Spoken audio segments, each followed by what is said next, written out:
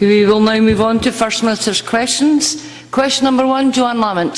Thank you very much, Presiding Officer. To ask the First Minister what engagements he has planned for the rest of the day. First Minister. Engagements to take forward the Government's programme for Scotland. Joanne Lamont. Thank you very much. Given the further revelations we have seen in the last few days, why does the First Minister still believe Rupert Murdoch is a fit person to run an international media company?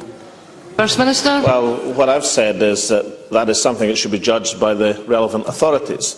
Ofcom in terms of broadcasting and in terms of generally the Leveson inquiry, and that's where these matters should be judged in an independent manner. Doing what the Labour Party did yesterday on a committee of the House of Commons served only to split the committee on political lines. I don't think that was advisable. Yeah. Well, it's a statement of fact. The committee was split on political lines when it was meant to be unified in terms of pursuing an inquiry. That's exactly what happened, which is why I note, incidentally, that the Labour leadership in London, unlike Joanne Lamont, when asked this very question, says these are matters which should be judged by Ofcom and the Leveson inquiry. Joanne Lamont. Presumably the First Minister is content to be on the same side as the Tories in their view on Rupert Murdoch. And I would also say I would have a bit more respect for the First Minister if he allowed his own backbenchers to say what they thought in our parliamentary committee. Now, the First Minister has accused me of hypocrisy in the past in raising this issue. So, indeed, lots of times I agree he has persisted in arguing that line.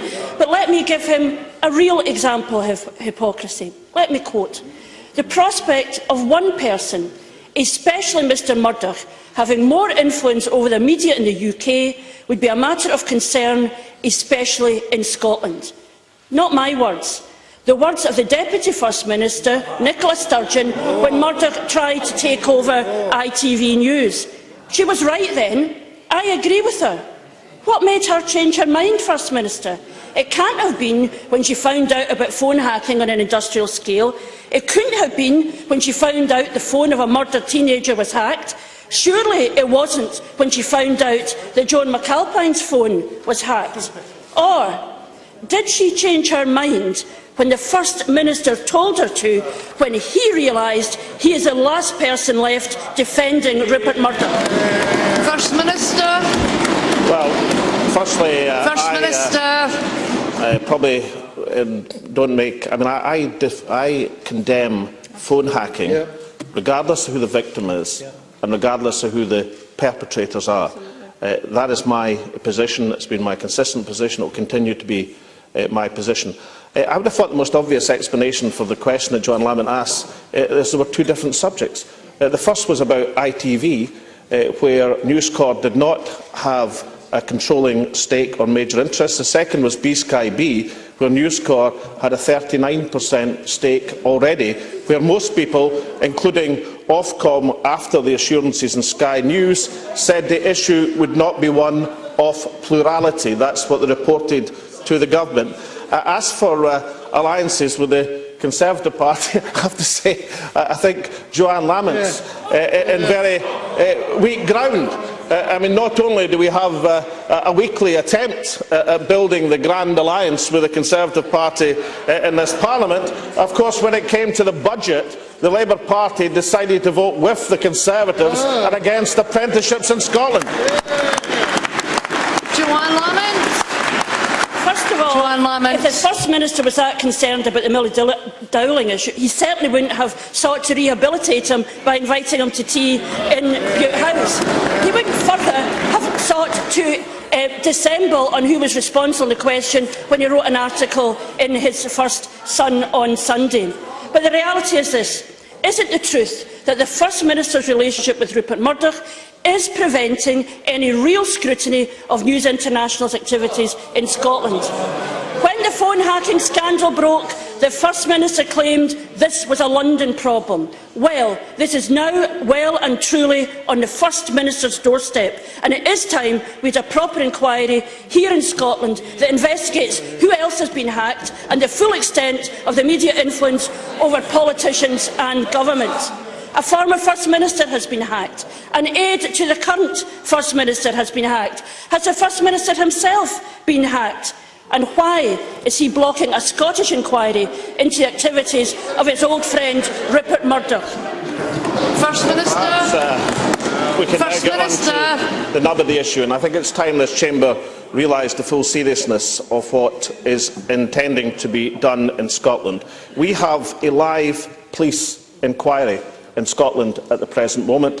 That inquiry is up to 40 officers working on it.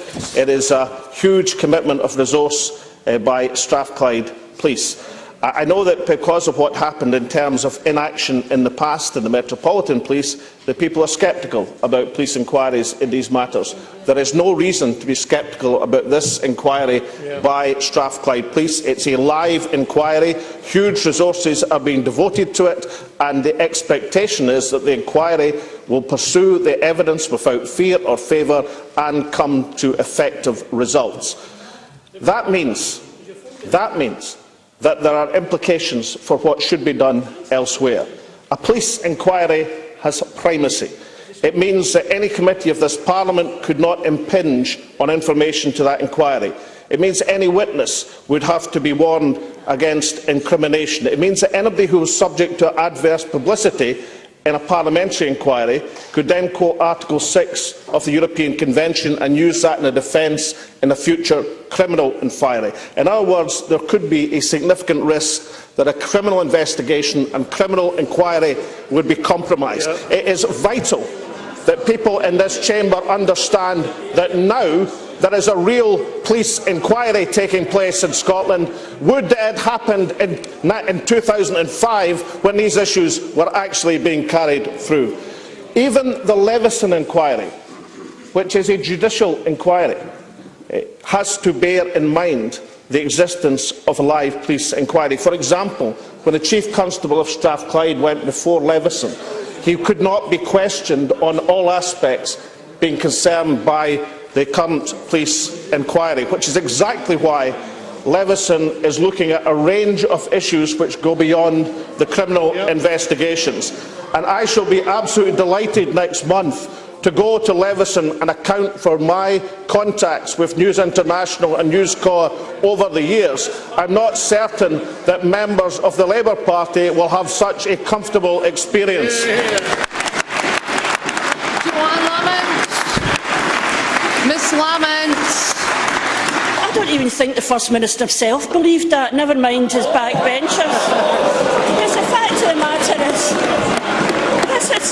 this is our great, modern, new Scottish Parliament. We see a Tory Cabinet Secretary brought before the House of Commons. We see a Tory Prime Minister brought before the House of Commons. We see a parliamentary inquiry. But in the Scottish Parliament, the First Minister runs away from accountability.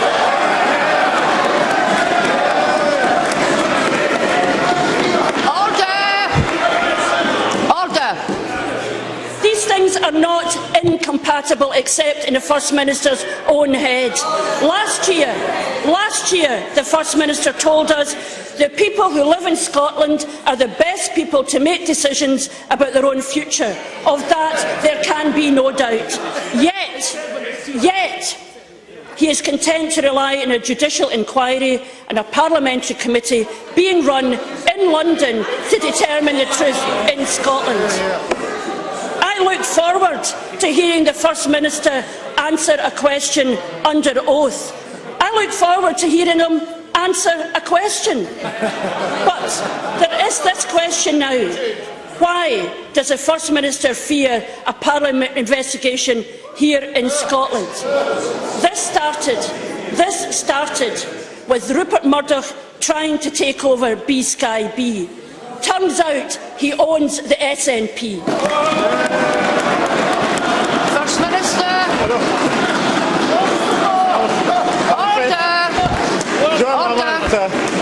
Gets her chance every week to ask me questions. The fact that she doesn't make a good job of it is hardly my responsibility.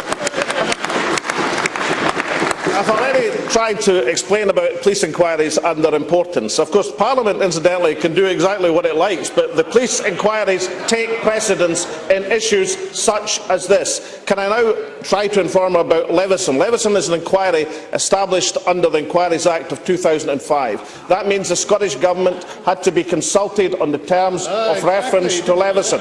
And so did the other devolved administrations, incidentally. We tried to broaden and strengthen these terms of reference. I'll put that correspondence with the UK Government in Spice so that every member can see it. That's why I'll be going to Levison in common with other political leaders next month, and able to account for all of my meetings. I'll account for every single one of the 5 meetings I've had with Rupert Murdoch over the last 5 years. I'm sure that Gordon Brown will be delighted to explain the 17 meetings he had over 3 years, or David Cameron the 18 meetings over the last 5 years. That will be the responsibility of every leading politician, because Levison, under oath, is looking at relationships between press and politicians.